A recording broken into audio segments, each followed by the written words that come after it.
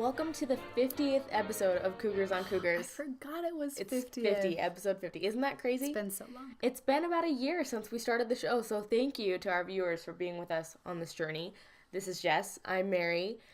We kind of took a little Christmas break off there, so we have a lot to talk about. Like, I don't even really know where to start, but we'll figure it all out. Happened. We'll start with quote of the week. That is a good place to start. This comes from the one and only Lavelle Edwards. As it should. Right. The goals and successes of my professional life pale in comparison to my personal goals of an eternal family, receiving exaltation, and being with the Savior again. I think that tells you everything you need to know about Lavelle. Yeah, and I really like that. After he did pass away, it was last week, everyone was talking about how surprised they were that he was this great and, glorified football coach, but no one was talking about football after he passed because he just was about so much more than that. So that quote, I feel like, encapsulated that really well. Yeah, it did. So now we're going to go back in time a little bit. That's what we're going to start with, all the way back to the bowl game. So we had the week after the bowl game off. The bowl game was on December 21st. We'll put up this really cool picture of Tanner getting the touchdown in the rain, of course. What a crazy game. Awesome. So I'm gonna frame that. We, of course, couldn't go without doing coaching from the couch for football one last time, since we won't be doing it again we're not going to do a countdown. Don't worry. That's not our thing. No, we don't do that. Starting with what's wrong, I guess. Yeah, and I mean, as a refresher, since it was a while ago, we did win 24-21. It does seem like such a long time ago. I know. I had to think really hard to remember, what went wrong and what went right. But it's fun to relive it, because football's gone, guys. That rain was crazy. First of all, that's something that went wrong, right? Absolutely. Did anybody expect that rain to happen? San Diego. I don't know how many times they mentioned in the broadcast, it's ingrained in my memory, that it rains in San Diego 42 days a year only, and that was one of them. Yeah, that was a lot of rain. What else went wrong? Well, I think we both kind of were on the same page that we didn't close out. No. Which is weird. I feel like it's the opposite of how we've played all season. Like, we were late to show up, and then, boom, we were there in the second half, scored so many points in the second half. This time around, we scored points every quarter, but we let them creep back in the fourth quarter. What was with that? It, to be honest, was just sort of like every other game this season where you're stressed out at the end. Yeah. There's a chance that you could lose that game, or a chance you could win the game, but either way, it's too close. So let's move on to the good stuff. What went right? Coach Tyler. My favorite thing about that game was the play of the seniors, and for me, 3 seniors in particular. One was Kai Nakua. I mean, he had that big moment at the end of the game where he got another interception. That's just what he does. The one that Derwin Gray called? The one that Derwin Gray said he was going to get? Yeah, so I think, he just showed once again that he can change a game. So, I mean, he cut off that, sealed the win for us, and you almost expected him to do that, to be honest. It was perfect. It was picture perfect. The other senior I was really happy for was Harvey Longy, who had probably his best game of the whole season. Was. 16 total tackles, 10 of them were solo, and he was named the defensive MVP of that game.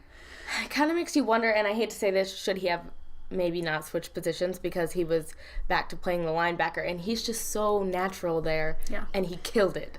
So it was good to see him kill it that last game. Yeah, and then, of course, the other one was Jamal Williams, who had to be in there. We knew he would. 26 carries, 210 yards. That's 8.1 yards per carry, which is insane. So those 3 seniors I was really happy for. Really wish Taysom could have played. Yeah. That was kind of a damper on the whole thing that you didn't see that senior out there. But, damper. I see what you did there. Yeah. Rain? Anyone? What went right for you, Coach Blanchard? Well, we talked about the rain, and even though it was kind of a difficult factor that we had to battle against, we scored in every quarter, and they didn't. So we scored in the first 2 quarters where it was raining, and they did not. So the rain was hard, and we didn't play perfectly in it. I'm not saying that, but we did manage to put points on the board. And the other upside that I know we both wanted to mention was Jonah's blocking. Dude, that block was awesome. Unbelievable. So that was, I think it was for either our last or second to last touchdown. Jamal scored the touchdown, but he would not have scored that if it weren't for the fantastic blocking by the offensive line all night. But Jonah really came through, pancaked a guy, got up, got another block for Jamal so he could get into the end zone. Well, there we go. That get to relive the bowl game a little bit. So with it being 2017 now, we wanted to sort of look ahead to the upcoming year and maybe get some of your thoughts on what are you most looking forward to seeing from BYU Sports in 2017. We got a few responses to these, and this first one is from True Blue Know You. And he says, passing game to return to its BYU glory, including tight end play. Are we not headed that way with Tanner Baldry and Hunter Marshall? And Ty Detmer, of course, shout out. Yeah, definitely. So that's a healthy resolution there. That is. Do you want to read mine? Yeah, this one came from Jess, and she said, what should be a football season free of quarterback controversy? Amen, sister. I was so sick of that. And I know Randy Shamo chimed in and agreed with you. I think everyone in Cougar Nation agrees with you. Yeah. Can we not, please? That's the thing. Like, loving both of them, it's nice to not have to, like, try to defend one or the other anymore. It's like, we're all in on Tanner now, okay? If we hear you calling for Bo Hodge, you're going to be in trouble. Let's just say that. I don't want to hear it.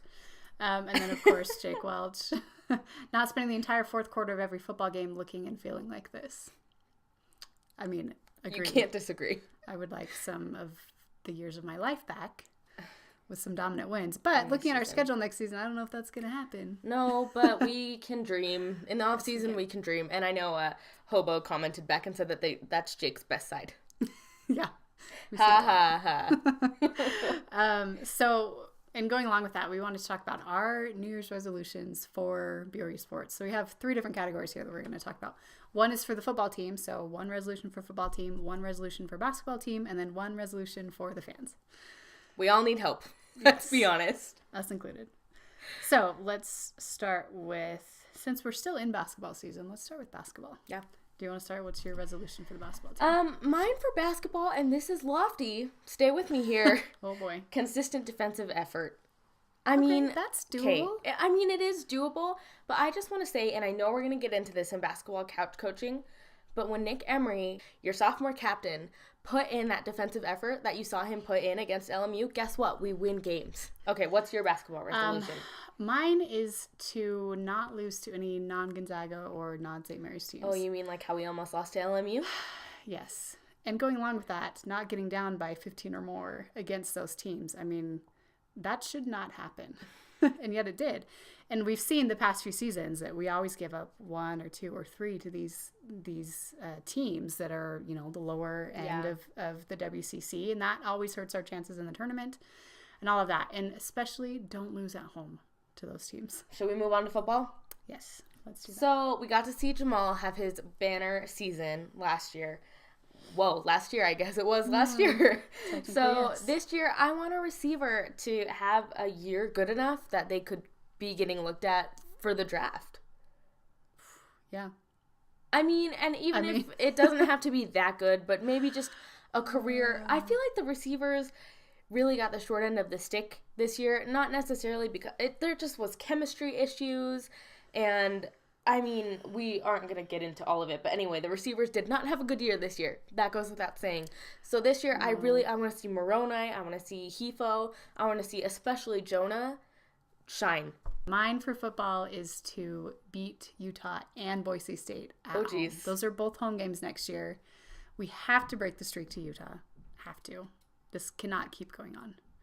And then Boise State, we also have to beat. I mean, that's one rival in Utah, and then that's another sort of growing rival with Boise State, who beat us at their home field in a close game this last season. So we get another chance at them at home. So I would love to see us take care of business against those 2 rivals on your home field. I don't think that's too much to ask. We're due for a win in both of those series, so. I agree.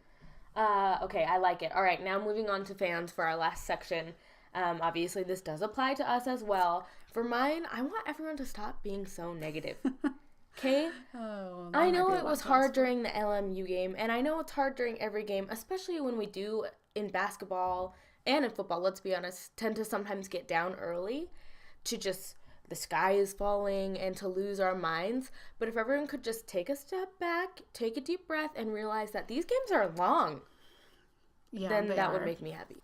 I just remember it wasn't a good look for the people in the Wyoming game who moments before were done for, we lost, and then your team made a big play. Yeah. So just be aware of that.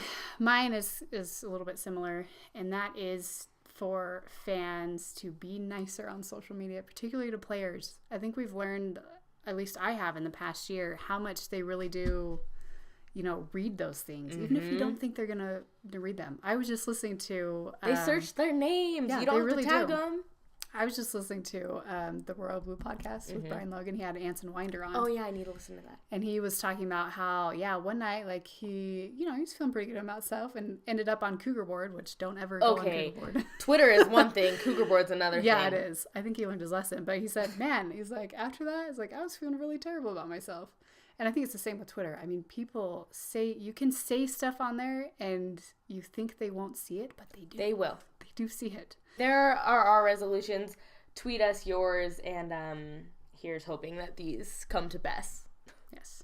So we've done football coaching from the couch. Let's do basketball coaching from the couch. Now, we've missed quite a few basketball games, but we're doing pretty well. We're on a nice little we're 4-0 in the last 2 weeks. Knock on wood. Don't worry, I will. So we pounded on Santa Clara, beat them by 30 points, which, as many people noted on Twitter, death, taxes, and BYU pounding Santa Clara. That's just true. One of those sure things. So 89-59, that was first. And then we had that amazing come from behind, down from 18 win over LMU in LA, 81-76. Right? I don't know what I'd call it amazing. I would call it frustrating. But yay, we won. Amazing in hindsight, right? Amazing that we pulled off the comeback, maybe. So let's talk about that. Mostly we're going to focus on LMU, mention a thing or two about Santa Clara. Let's start with Coach Tyler. Are we going to start with what went right? Sure. First of all, I think that Santa Clara game was our best game of the season on both ends of the floor. Defense was great. Offense was pretty good. Scored, 89? Yeah, so that's pretty good. What went right for those 2 games last week, first games of conference play, were Nick and TJ. I mean, I feel like they're both finally coming around. I thought it was great to see Nick take on that role of being the lockdown defender on Jared Brownridge. He shut him down. He did. In the first half, he had 2 points. And the times that he made big threes, those were not on Nick. Nick was on the bench when those happened.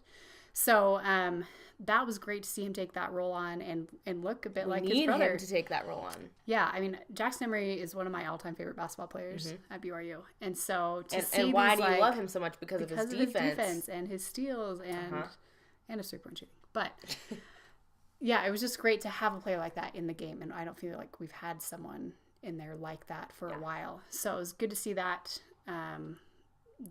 See him take that on in that game. And then also against LMU, you saw TJ, especially at the end of the game, hit some big threes, back-to-back threes, including the game winner. Ice in his veins. Yeah, and same with Nick. Nick hit some big shots in that game as well. He did. And to be fair to TJ, the last 4 games or so, he's gotten a lot better. He's looking played a lot more better like than we he has. expected him to look. Yeah, and his shot has fallen. He's been making threes. So that's really good, I think, to have going into conference play, to have both Nick and TJ playing well in addition to Eric Mika. For me, and this goes for both games as well, balanced scoring. That was one of my what went wrongs a couple weeks ago, so it's really a happy thing to have it be a what went right. So in the LMU game, we had 2 scorers and 20, and that was Eric and Nick, which praise. For once, Eric wasn't your only guy getting 20 plus, so thank you, Nick. Right.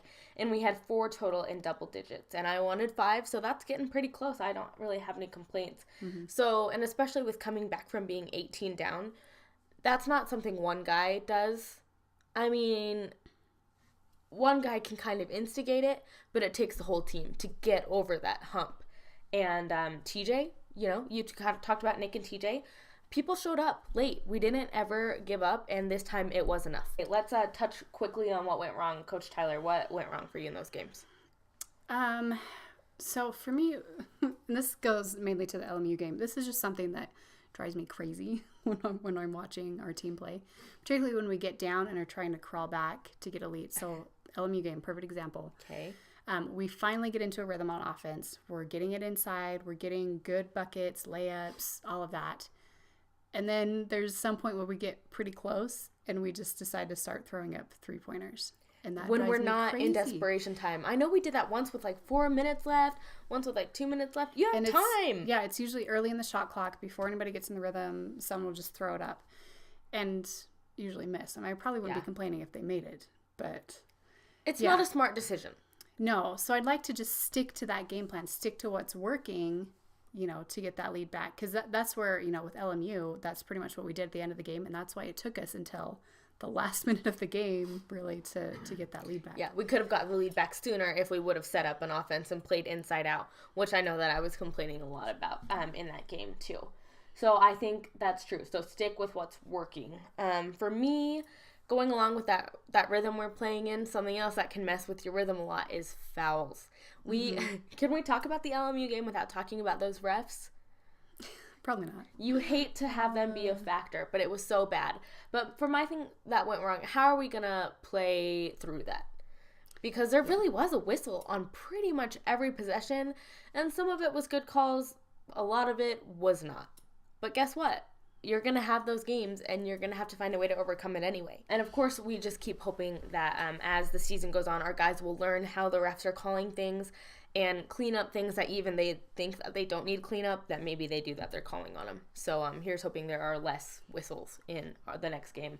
Please, against St. Mary's, we need all the help we can get. So. Oh, gosh. I did want to give a shout-out to Stephen Bayo, too, because I think in that... I always want to give a shout-out Santa to Clara game, especially, I think he came in and had 12 points off the bench. He did. And he's looked like a consistent contributor, so, we've been looking for that sixth man, the guard off the bench, and could it be Stephen Bayo? Town, finally, there's quite a few things to recap, because it's been a while, but we wanted to start with some awesome Christmas presents that some of the fans got that are BYU related. Had to go back to these. Yes. So this is from Savannah Stoll, and this is her new dining room table, which is pretty awesome. Okay, just to be clear, we're super jealous of all of these. Yes. We wish we had them. Next is this snapback that Russell, who was on the show, Russell Pham, got from his wife Katie, who was also on the show. It's a tweed and leather Sailor Cougs snapback. Okay, that's amazing. Yeah, I love it. Brad at BYU NFL got this shirt with all of the logos from BYU from the past. That's pretty cool. So yeah, it's like all along the sleeves and stuff, and then of course some Strideline socks, which are also cool. Yeah, he made out like a bandit there. There's some good BYU stuff out there. You kind of have to look for it sometimes, but there's good stuff. This one might be my favorite, and it's our last one. It's from Rich Beaker, at Rich Beaker. A BYU blackout helmet signed by Taysom Hill. Like, that's a good-looking helmet with the metallic silver signature. That's going to be a treasure forever. It is. He has such a nice signature, too. Okay, let's move on. Yes, football. So I had no idea if Taysom actually went out to San Diego or not, because I didn't see any pictures of him at SeaWorld. I didn't see any pictures of him at the zoo. I felt like I was seeing everyone but Taysom, and I was really hoping, especially since I know we talked about, last time how he had his injury and he kind of stayed away from the team, and I worried that, especially now since he's done, that he was going to kind of do the same thing. But someone tweeted this back and said that Taysom did go, and he represented the team as a captain, walked out to the middle of the field with them.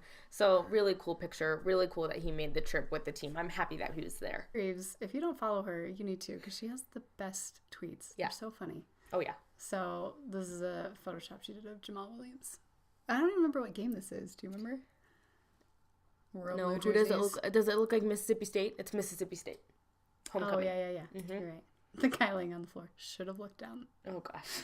It's perfect. So, good work, Aubrey. Our next one. So, Jack DeMooney, and I have to say, I feel you, Jack DeMooney. He tweeted out, and he asked if anyone missed the old Sports Center intro. And I do. I totally do. I complain about missing the old Sports Center all the time. But Reno went dirty and went and called him old for missing it. And Jack said, "Really, Reno?" You just love those coaches and their relationships with each other. I'm glad they can laugh about it. Yes. About being old. Dennis Pitta broke 2 Ravens team records this weekend. By the way. Yeah, and played in all of their games after coming back from another season-ending injury. So he is something congrats else, to Dennis. Honestly. Eric Weddle tweeted out, "Let's go Utes, finish the season off right." And they're good buddies, of course. But yeah, Dennis, so funny. Good to see that he still dislikes the Utes like he ought to. He has to. Yep, exactly. And then the last thing about football we wanted to mention, Matt Foley, our long snapper, had surgery on his labrum. He said, "New year, new labrum." So he was waiting till after the season to have that. His parents came out, and we just wanted to wish him well in his recovery. Get better, because we'll need you. Mm-hmm. Switching over to basketball, and I just realized I don't think we mentioned something and talking about Taysom reminded me, Kyle Davis is done for his career. Oh, we did not mention that. Happened oh while my we were gosh. gone. Oops. Yeah, kind of a big deal. So we tweeted it, at least. Yeah, we did. But yeah, so too bad for Kyle. He worked really hard, was playing really well, and just couldn't overcome this knee injury. So he's having surgery and will be out. But I did see him at the Santa Clara game. Mm-hmm. He was out there on the bench. So, it's a bummer, though. Yeah. We'll have to have other guys step up. We'll definitely miss him. But thanks to Kyle for the career that he gave us. Definitely. Okay, Peyton Dastrup. This was after the LMU game, so this was in LA. Mm-hmm. And he said, "Shout out to the greatest fan base in the world. Every game is a home game. Love you all and your support through thick and thin. Go Cougs." And Peyton was not the only one who tweeted this. I saw a tweet from Elijah Bryant. I saw a tweet from TJ Hawes, Nick Emery, and LJ Rose, to name a few. Yeah, just talking about how great that fan base was. And it was loud on TV, especially at the end when TJ hit those 3-pointers. It was so loud on. What an advantage for them to have. So shout out to Cougar Nation. New Year's Eve, Nick Emery posted this on Instagram. New Year, #2017 is TJ and his wife, Nick and his wife, and that's Braden Shaw and his wife. And yet you see in the comments here from Eli Bryant and from Colby Leifson, of course, #LP3. So we've kind of been noticing a little trend going on here where the rest of the team is a little bit making fun of the LP3. Yeah, you have to be, you have to keep your eyes out for comments.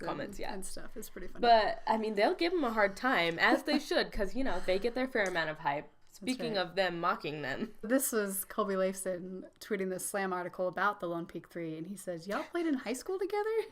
Like he had no idea? Yeah, oh, I'm sure he has an idea. A million times already. Lastly, in basketball, current basketball players at least, we wanted to mention it is time for the coaches, Infinity Coaches Charity Challenge. Again, this is a thing they do every year where the coaches can win money for charity, and go vote for Coach Rose. So there's a link here, and we'll be sure to link to it in our article, and you can go do that every day. Every day. Yeah, I think there's several rounds you have to get through. Mm-hmm. So we'll keep you updated on that. Jimmer. We have a little Jimmer segment here. Oh, Jimmer. So Jimmerosity tweeted out that congrats to Jimmer Fredette for being selected to the CBA All-Star Game in China. So that's Jimmer right on the end. Probably the shortest guy on there. The white one's maybe. Jimmer, and the black one's Stefan Marbury, and then the rest are Asian. Yeah. Which is awesome. Congrats to Jimmer to being the only white guy on that team. Oh, Jimmer Mania. I bet it's taken hold. I bet it's in full force. He's still doing amazing and averaging, I think it's 39 points a game. But this is something that we rarely see from Jimmer, so we had to mention it. Angry Jimmer. Angry Jimmer. He almost got in a fight. When have you seen Jimmer almost get in a fight? Honestly. For someone so good, it's so funny how likable he is for someone who's so good. Because you have your Duke villains, that are so good and everyone hates them. But then you have Jimmer, who's, amazing and everyone... He wouldn't hurt a fly wouldn't hurt him. But look at this! Unless you foul him really hard, then they'll get in your face. Apparently so. Just for, a split second, though. This is hilarious, I think. This is from Whitney Fredette, so this is Jimmer's wife. Jimmer's pregnant wife. True. This is when Charles Abreu Snapchats shirtless and you will rewatch it 8 times. It's okay, Jimmer Fredette knows. That's kind of like our husbands with Taysom and Tanner. I know, right? You just, you just gotta roll with it. I just love that she tweeted about it and tagged him in it. But Whitney, what's his Snapchat? That's the question. That is the question. Okay, so that's it for Talk of the Town, and that's it for us this week. Hope you enjoyed this jam-packed episode. Like we said, there was so much to talk about, so we'll be back at it again next week. As for what's coming up next, huge game. Very big game. We have very few opportunities left for resume wins, and this is one of them. We have 4 to be exact, and this is one of 4. So BYU at St. Mary's in Moraga. That's going to be on Thursday at 9 p.m. Mountain Standard Time, and that's on ESPNU. So we hope to see the same kind of fan base show up that we did in LA so that they can, hear the support, and we know everyone will be watching. So it's worth staying up late for. It's a huge game. It'd be great to steal that one. Did I say they were number 19? Because they're number 19. Yeah, top 20. Yeah, we can't say that enough. And then on Saturday, we are back at the Marriott Center, 7 o'clock versus Pacific. Thank goodness this is not an afternoon game against Pacific, like last year, which we lost. But this is on BYU TV at the Marriott Center. Wear white, of course. It's a home basketball game. Always wear white. It's a new year. We're going to take care of business against Pacific, right? That is right. Right. And if we win at St. Mary's, we're not going to lose on Saturday at home. Amen. Another thing we wanted to mention is that Lavelle Edwards public funeral services have been announced, and we know a lot of you probably want to go and pay your respects to the great coach. So those are going to be on Friday, so this Friday, January 6th at 6 p.m. at the Utah Valley Convention Center. So we'll embed this or make sure we put all the information in our article so that those who want to attend can attend. Sponsors, we are to that point of the show. First one is Corbin Kafusi's Haircut. And don't you worry, we will be talking about this, just not this week. Yeah, it's good to have you back, Corbin, but you're going to get some flack from us. It feels like every week there's a new player with a bad haircut. and this week needs it's to Corbin. Stop. It needs to stop. And our second sponsor is Mr. Gravy Dave Holtcamp. Speaking of Lavelle, this Lavelle costume that he wore in 6th grade deserves a shout out. It's just amazing. May you always stay loyal to the white and blue. For Jess, I'm Mary. We'll see you next week.